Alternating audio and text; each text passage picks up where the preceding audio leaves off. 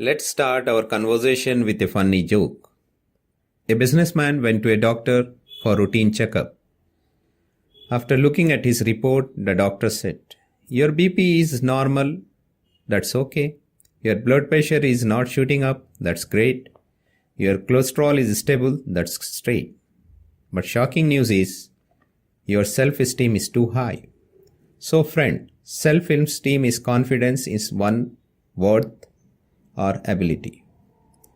Jack Canfield says, self-esteem is made up of primarily of two things, feeling of lovable and feeling of capable.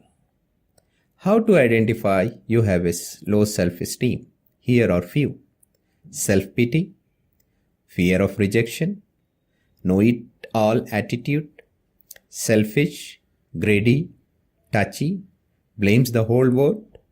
You don't believe yourself. So, if you possess at least two of them, then you have low self-esteem. No worries. You can change your low self-esteem to high self-esteem by accepting responsibility, caring attitude, willing to learn and change, respect yourself and others, belief in self-worth, self-love, self-respect.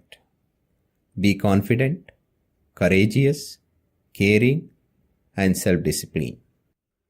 I can assure you that if you practice above things, you will be a new person with high self-esteem. Let me end our conversation by the famous quote of Gloria Gaynor. Well, we all know that self-esteem comes from what you think of you, not what other thinks of you. Thanks for watching.